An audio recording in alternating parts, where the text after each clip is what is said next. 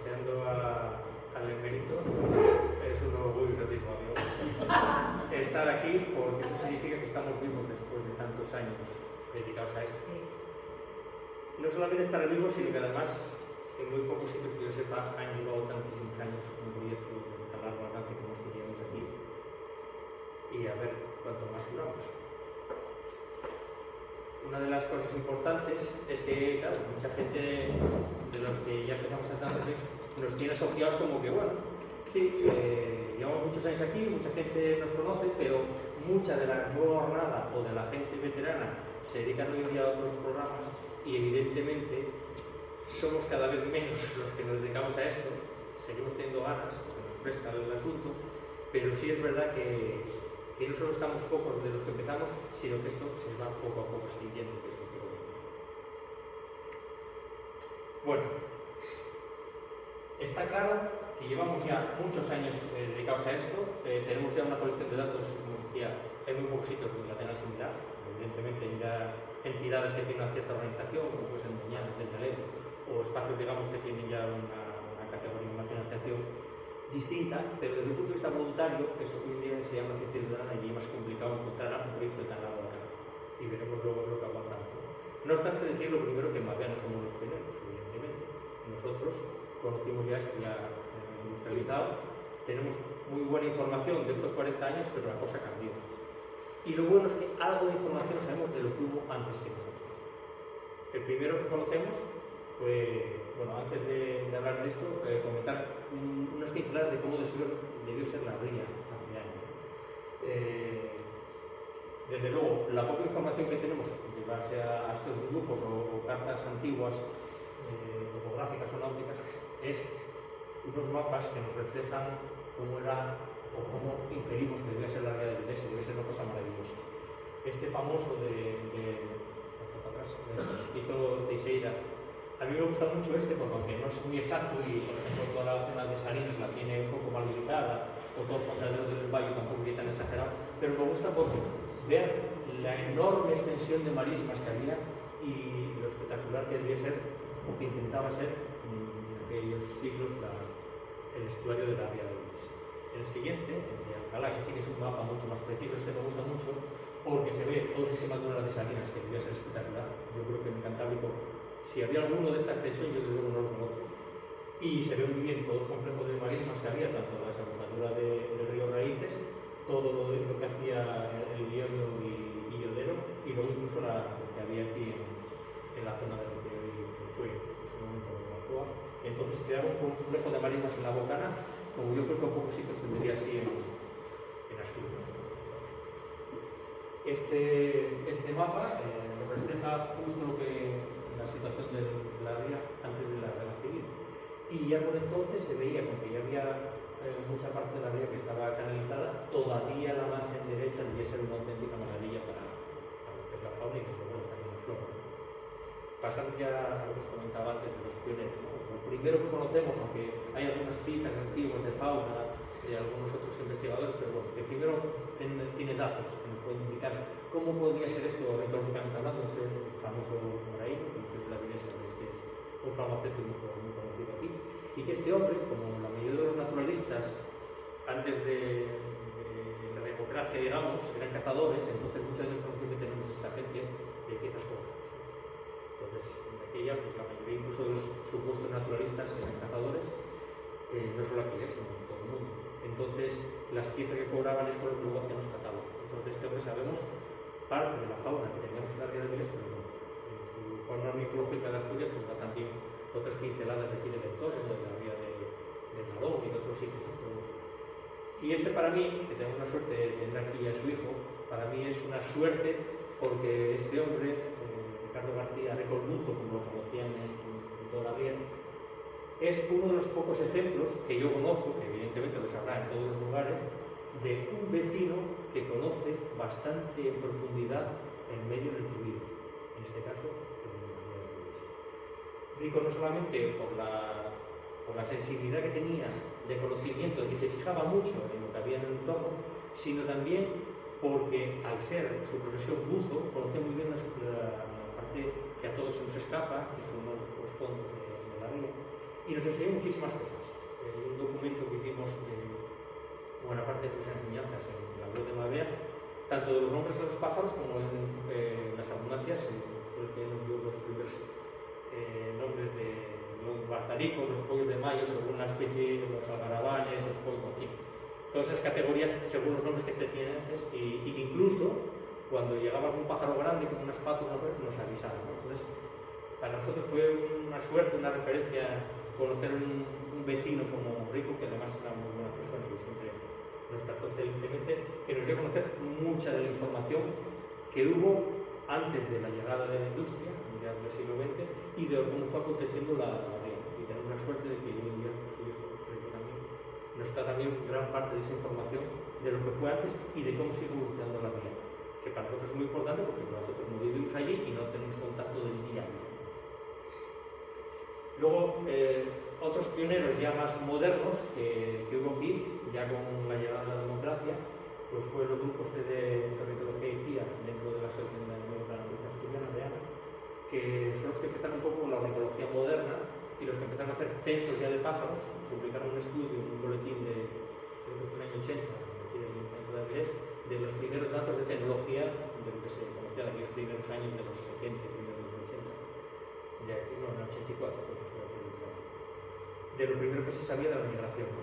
Luego nosotros lo continuamos los 40 años siguientes y bueno, pues un día podemos saber un poco más. Bueno, nosotros al principio, como éramos chavalinos, cuando tiramos la Mavea, muchos adolescentes, no teníamos coche, íbamos en bici y me temo que ya pues, nos queda poco para utilizar otro tipo de transportes de ruedas. Y lo malo es que no sé si llegaremos allá, porque como nuestra generación somos una generación de los hijos de Sidesa, que queramos o no, estamos todos por dentro, con todo lo que tragamos y nos tocó vivir, pues no sé si nos quedarán fuerzas o ganas de llegar a la imagen que veis a vuestra vez. Esto que os parece un código QR, esta imagen tan rara que parece también algo místico, es un tipo de diagrama para ver la frecuencia de cómo las visitas o los censos cambian a lo largo de los años. Es muy sencillo de interpretar este diagrama de la base. Aquí a la izquierda del todo, aquí tendréis el primer año que empezamos a pensar, que fue el 87. Y aquí, el último año, que tenemos datos completos, que fue el año pasado. Es decir, falta un año para completar los 40 años del registro. Lo que todo. Sí, desde el 1 de enero hasta el 31 de diciembre. Entonces, el primer año veis que hubo menos visitas, casi siempre concentradas en los pasos de migratorios de primavera y otoño, que es la tónica que fue hasta que, bueno, pues ya con el cambio de siglo, empezó a haber más visitas a lo largo del año. Un año de inflexión muy importante fue el año 2013, que fue el año que hicimos el proyecto Mazarico, que estuvimos los 365 días del año viendo esa pájaros. Y luego ya en los últimos años, sobre todo a raíz de un compañero, de la incorporación de un compañero ya jubilado, que no puede estar aquí, que es Gaspar, que censa con mucha frecuencia la cola del árbol. Entonces tenemos muchos datos también de los datos. Entonces, bueno, en el caso de esta gráfica se puede ver ya cómo fue aumentando el número de días censados a lo largo de los años, que fue un aumento impresionante en 2013, con lo cual podemos decir que ya tenemos una cobertura bastante buena del futuro a lo largo de los años. ¿Y qué es lo que sabemos? Pues bueno, aunque nos queda mucho por saber, pero ya sabemos bastantes cosas. Todas las especies que viven en la ría de Avilés, las que tenemos registradas nosotros, quiero decir una cosa que es muy evidente, pero para que la gente lo tenga bien claro.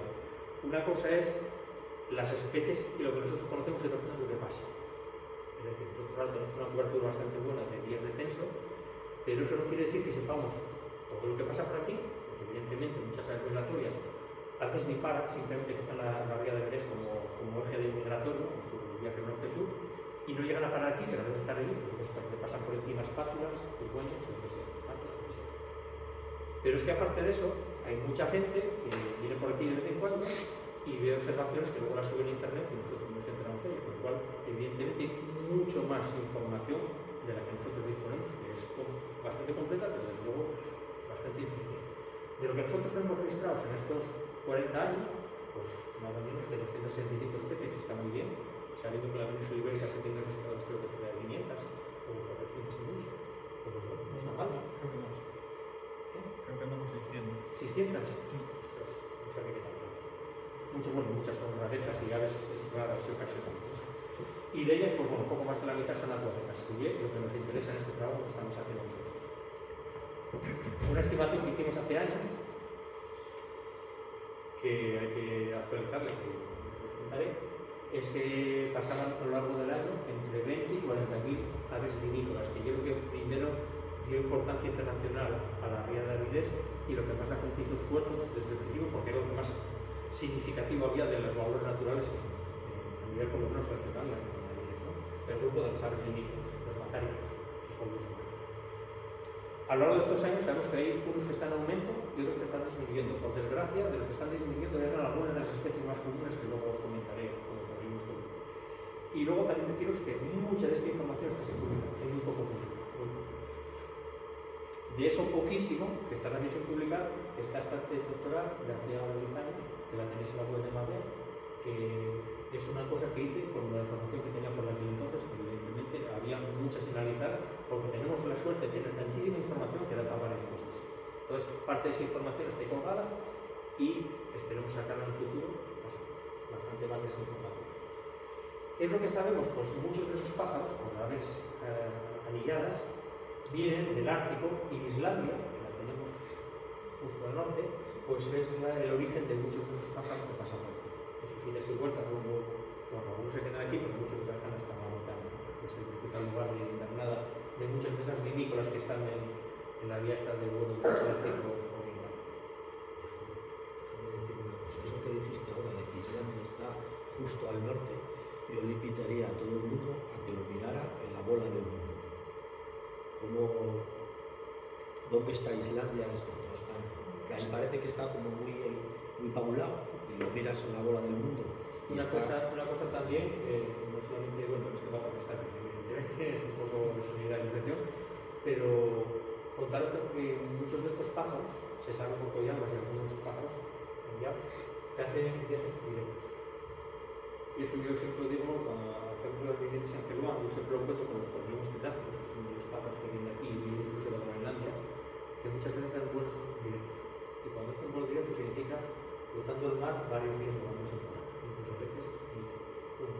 En el caso de las aguas colipintas del Pacífico se sabe de pájaros que estuvieron 9 días volando sin parar.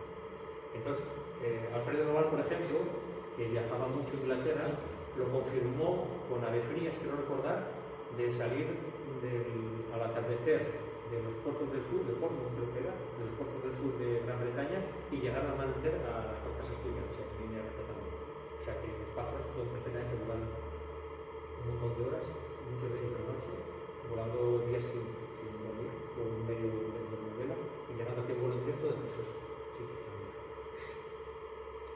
Bueno, a nosotros, a nuestra generación, los hijos del Sidesa, nos tocó ya la imagen de arriba, que es una imagen de Honda, que sacó en el año 90, de cómo era la vía de Avilés.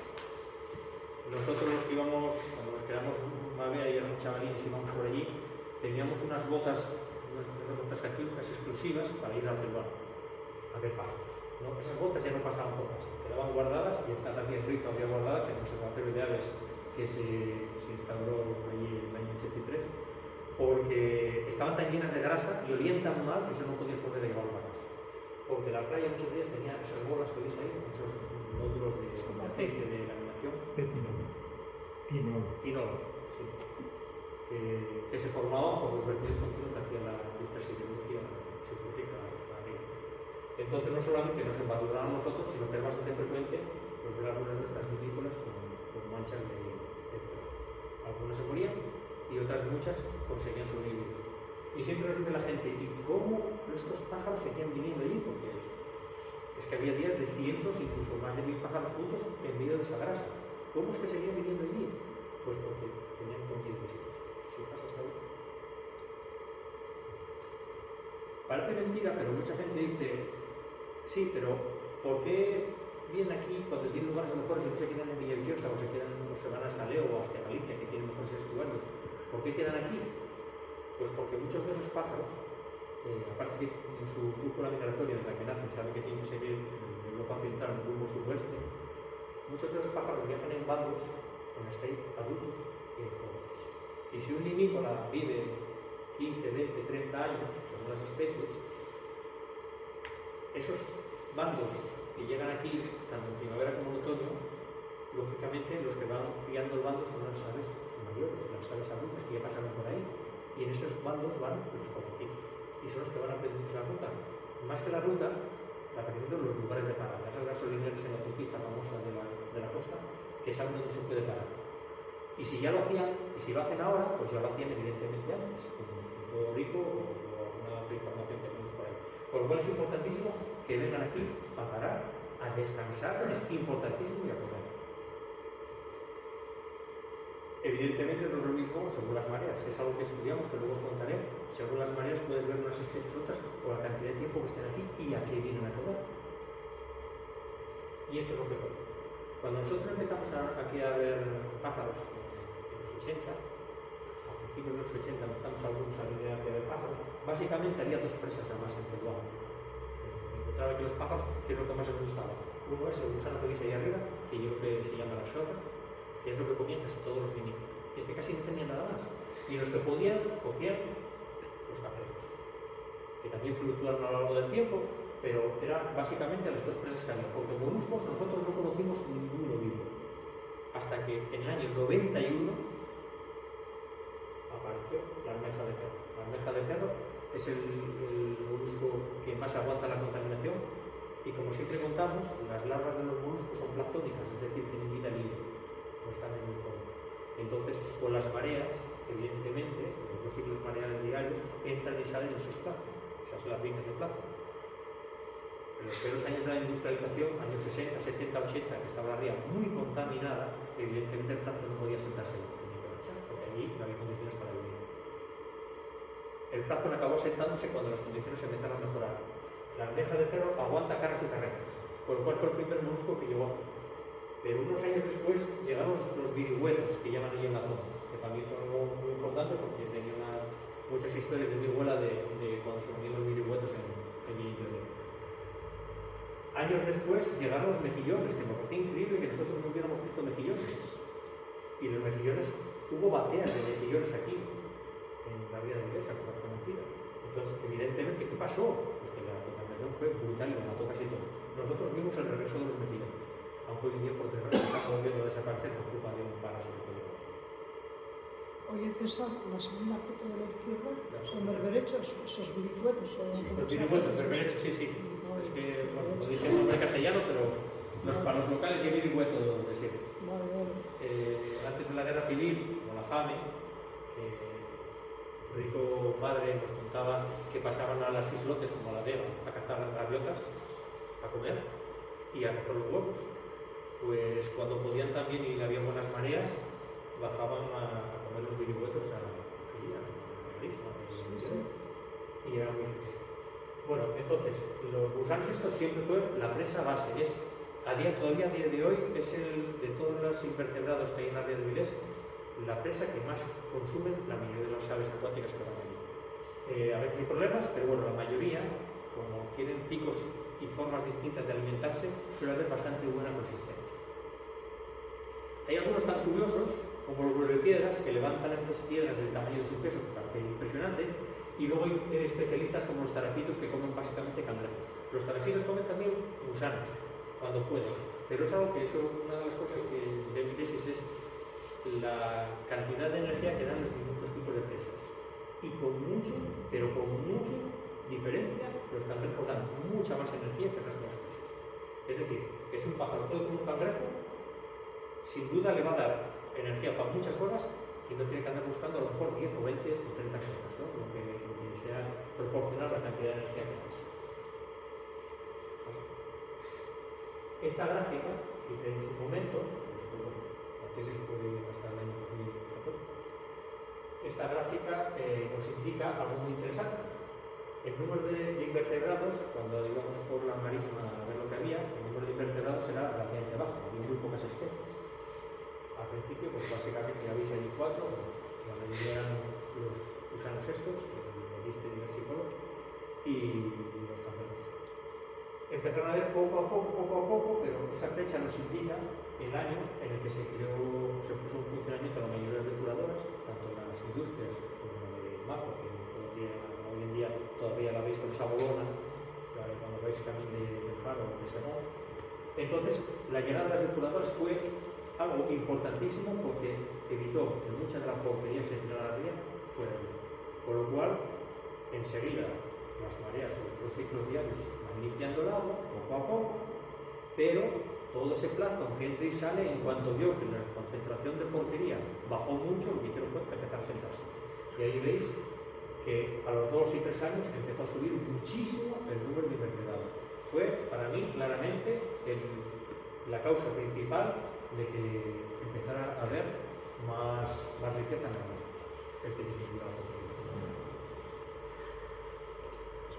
Bueno, esto es un estudio que hicimos hace 2 años para ver cómo varía con las mareas la cantidad de aves. La mayoría de la gente, estos son los límites, después de un año de censos quincenales, la mayoría de la gente va a ver pájaros por la mañana, por luz o lo que sea, costumbres o lo que sea. Pero la cantidad total de pájaros, la mayor parte, los mayores censos, están por la tarde. Y la razón es muy sencilla. Aunque la gente piensa que esta área sigue siendo lo principal, el número de limícolas, no. Lo principal, el número son las gaviotas. Y por la tarde entran los barcos pesqueros, a partir del mediodía sobre todo. Entonces, dentro de los barcos pesqueros entran cientos y a veces miles de gaviotas. Y eso es lo que da que las mayores cifras de censos se den por las tardes. La mayoría de la gente antes venía en los pasos migratorios, hasta que se puso de moda ir a buscar las aves raras que están de moda, y entonces mucha gente empezó a ir en invierno. Pero lo que sí que sigue viendo mucha menos gente que va en verano. La gente sigue pensando que el verano no tiene mucho interés, porque los volúmenes, con las especies raras, se ven en otros montes del año. Y sin embargo, el verano es muy interesante. ¿Por qué? Porque en el verano hay un momento de recambio, que es entre junio y julio, son 2 meses muy interesantes, porque se acaba el paso de primavera, el paso provincial, y empiezan a llegar aves inmaduras que vienen de África. La mayoría de las aves pasan su primer año en África. No vienen aquí hasta que son adultas reproductoras del segundo año. Pero que hay algunas que llegan aquí y que por lo que sea, problemas de salud, problemas de muda, o porque les gusta, pasan con los cormoranes inmaduros y se quedan aquí, en la ría de Gris. Tenemos ahora mismo un cormorán que lleva aquí desde julio del año pasado. Vino como jovencito, lo gustó y está aquí, hasta el día que marche, no sé si ya va a marchar, a flores de ese nuevo. Entonces el verano es muy interesante porque también a finales de junio y primeros de julio empieza a haber paso de pájaros que ya están bajando al sur. Las avispas reidoras es muy típico cuando a finales de junio llegan ya con los primeros pollitos, con las avispas cabecinadas, empiezan a pasar los primeros andarios grandes. Y es muy interesante porque a mediados, entre el 10 y el 20 de julio, llegan las primeras aves invernantes, que son los archivemes claros y algunas de las gaviotas reidoras. Y eso lo sabemos porque tenemos mucha información a lo largo de los años y es algo que esperemos contar cuando hagamos un análisis de todo esto. Otra de las cosas que hicimos en el estudio que hicimos hace 2 años, y claro, siempre se dice, ¿y qué es lo que hacen los pájaros aquí? Pues todo el mundo repite el mantra, bien, a comer, a descansar, a comer, a descansar. Pero ¿cuánto comen y descansan? Es algo básico en ecología que aquí no lo sabíamos. Y está estudiado, que yo sepa, muy pocos humedales. En Santoña y en los grandes sitios, pero muy pocos. Entonces, era interesante, que el equipo iba contando hora tras hora qué actividades estaban haciendo los pájaros. Entonces, bueno, es un ejemplo de organismo común. Veis que por quincenas, es una quincena que no detecté, por quincenas el porcentaje de actividad a lo largo del tiempo. Y veis que la mayor parte del tiempo lo dedican a comer. O sea, aquí descansan, pero para ellos dedican más tiempo a comer. Si lo veis a lo largo de las horas, se ve mucho más claro. Dedican mucho más tiempo a alimentarse que a descansar o otro tipo de actividades como desplazamientos, limpieza o sociabilidad. Entonces, descansar es muy importante, pero lo principal, por lo menos para los que hemos analizado después del trabajo, que habría muchos otros que analizar, es la alimentación. ¿Por qué? Pues porque ya tienen mucha comida aquí, desde luego mucha más de lo que conocemos nosotros aquí. El problema es que muchas veces no les da tiempo a comer y mucho menos a descansar por culpa de las molestias. Cualquiera que haya ido a lo largo de los años sabe que antes pues iba muy poca gente a la playa. Básicamente fue pues, con el cambio de siglo, que la gente empezara a ir masivamente a volver a bañarse en la ría de Avilés, como ocurrió antes de la llegada de Sidesa. Hubo un cambio de tendencia, eso, en torno a mediados de siglo, y el tema de los platos, bueno, sabéis que ya se exageró. pues eso, en el estudio que hicimos hace 2 años, el 40% de los perros que pasaban por allí, incluso habiendo desde hace ya años unas señales a lo largo de toda la montaña, un montón de señales de prohibido por nosotros, la gente sigue llevando los perros solos. Por lo cual ya es, en fin, ya no es ni visible, ya es, no sé ya qué adjetivo ponerle, pero desde luego eso solo se ataja con un. Otra cosa interesante es cómo se les molesta. Entonces, durante este estudio, no solamente anotamos cuando los pájaros subían por causas humanas, que muchas veces pues, son de los turistas o de la gente que va a pasear, aunque sean vecinos, sino también que nada menos que el 44, casi la mitad de las molestias lo ocurren por otras aves. No solamente las aves rapaces, los halcones o los milanos suelen pasar mucho por allí, los ratoneros, sino porque, por ejemplo, las cornejas viven allí y son carroñeros que andan todo el día por la playa para atrás y para adelante, pero las cornejas también son depredadores, entonces los pájaros lo saben, y cuando una de esas cornejas se acerca a ellos, los pájaros se inquietan y se van. Incluso cuando les sobrevuelan, que no vayan a posar, se les tiene miedo. Entonces, esto para mí fue un resultado inesperado, pero fue muy interesante saber que gran parte de las molestias son de forma natural, que las producen otras aves.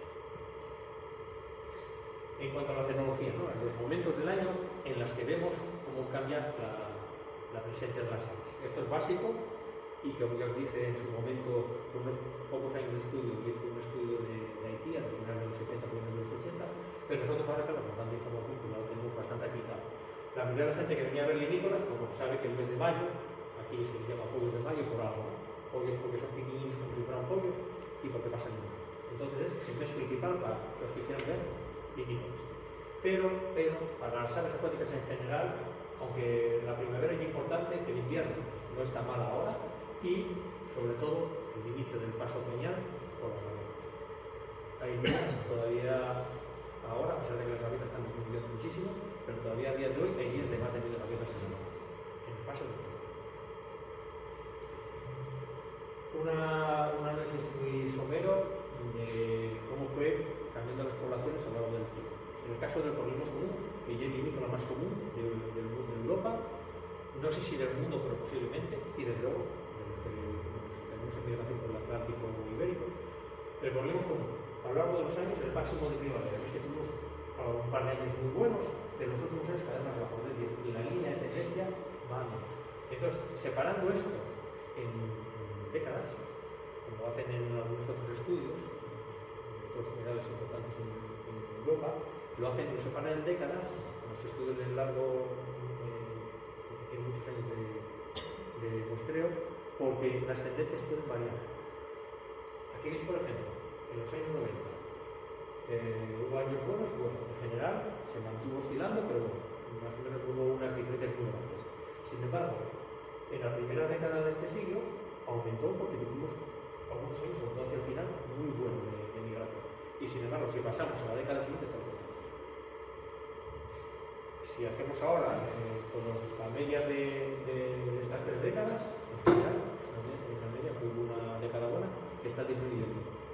Si miramos ahora en otoño sí que la cosa sigue muy bien. Hubo algunos años buenos, pero evidentemente la cosa está a menos. Mirando década por década, en la primera década no estuvo mal, la segunda ya fue peor y la tercera ya la vi.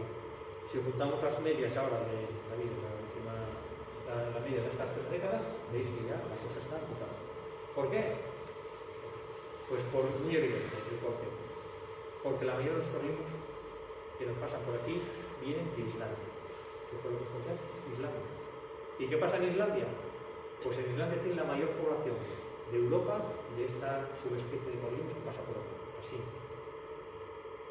Y claro, cuando veías reportajes de informes de Islandia, allí tienen millones. En Islandia hay muy baja población de seres humanos, por lo cual el número de ornitólogos es ínfimo, por lo cual no se sabía nada de lo que pasaba de los vinícolas allí.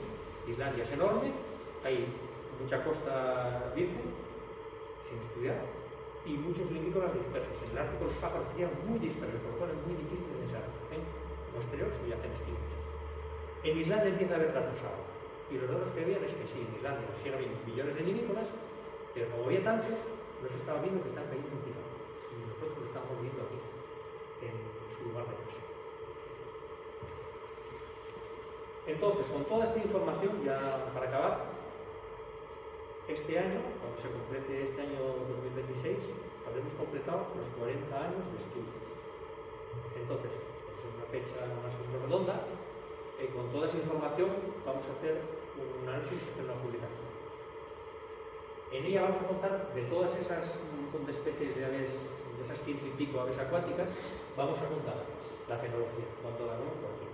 Vamos a contar cómo evolucionaron los números, como visteis antes del correo común, cómo fue variando por décadas y en general.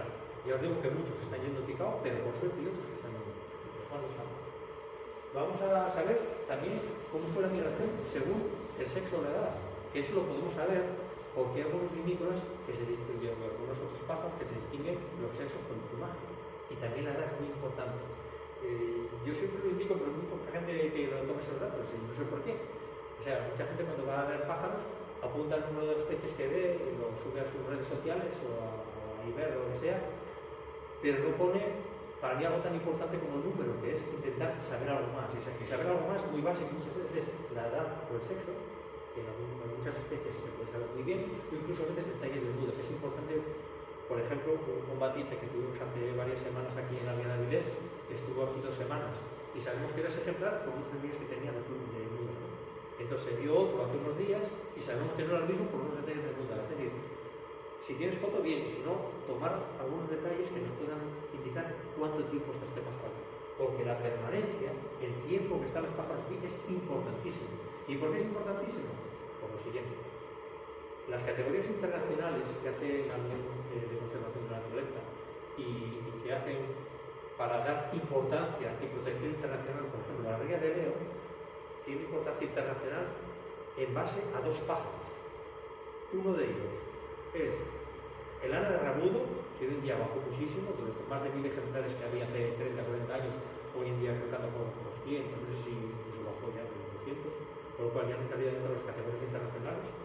Y el otro fue por un pájaro, que es el Corvinus tridáctilo, que no me acuerdo qué censo fue, en los años 80, que alguien censó que había más de 1000, y claro, eso ya era por encima del 1% de la población invernante en Europa, ¿no? Entonces, por esas 2 especies dieron la categoría internacional. Se supo con el tiempo que lo del Corvinus tridáctilo era un error de identificación, eran Corvinus comunes. Pero la categoría la mantenían con el rabudo. A día de hoy esa categoría no se mantiene. Ni siquiera para el volumen total de aves, que serían 100.000 aves. Yo estoy en la tesitura de que nosotros cumplimos para algunas especies, sobre todo algunas subespecies, el 1% de la población europea. Y eso lo sabremos cuando analicen los datos con la permanencia, con cuánto tiempo están. Sabemos ya muchas cosas de alimentación, que también lo pondremos, que es básica la alimentación, como habéis visto, para el por qué vienen los pájaros aquí a Avilés, y la estimación de masa, para ver si conseguimos cumplir criterios internacionales. Hace años, cuando yo se lo comentaba un técnico con la consejería, cuando acabamos de darle la categoría a la ría de Villanciosa, que para pájaros es más importante que la de Leo, se reía. Si comparas Villanciosa con Avilés, evidentemente hoy día no se puede comparar. Antes de la mitad del siglo XX sí se podía comparar, hoy no. Entonces se reía por cómo está la situación hoy día, pero claro, es la risa del ignorante, ¿no? Porque no sabía todo lo que estamos sabiendo nosotros. Y ya pues me temo que esto se va a quedar como un proyecto muy guapo que toda la vida nace y muere. Este proyecto lo comenzamos hace 40 años, pero me temo que tiene fecha caducidad porque no tenemos tiempo. Como os dije antes, los que empezamos hace tantos años somos ya muy poca gente. Sí tenemos alguna gente nueva, pero la mayoría son jubilados. Con lo cual, la mayoría de los observadores que aportamos información a este proyecto de 40 años ya pasamos del medio siglo, y eso significa que no sé si llegaremos a cumplir los 50 años de este proyecto, pero desde luego, ya os digo que por mi parte seguro que no, llegaré a seguir coordinando esto mucho más tiempo, porque evidentemente el tiempo cambia y las cosas cambian y los intereses cambian y la vida cambia. Entonces, me temo que ojalá llegáramos a la segunda imagen, que fuéramos así y con los bastones siguiéramos observando pájaros, pero me temo, desde el punto de vista, ahí sí que soy pesimista, que este proyecto se acaba. No sé cuándo se acabará, pero creo que no le quedarán muchos más de vida.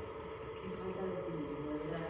Bueno, y es lo que me da la experiencia de mucho tiempo y ver que hoy en día hoy en día incluso la gente joven que hay muy pocos observadores jóvenes, pero los hay, la mayoría ya no colabora con estas cosas. Esto que hoy en día se llama ciencia ciudadana, que nosotros llevamos 40 años haciendo, la mayoría son proyectos muy concretos, que duran 1, 2, 3 años, y exigen lo mínimo a la gente de subir unos datos, subirlos a internet, pero hoy en día la mayoría de la gente, incluso los veteranos, lo único que hacen es ir a ver pájaros, normalmente buscando ya especies raras o comunes, subirlo a sus redes sociales y ahí se queda todo.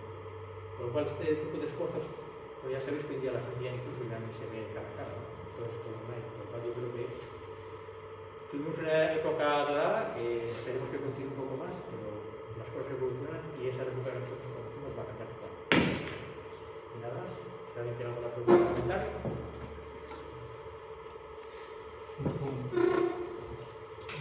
Yo no tengo una...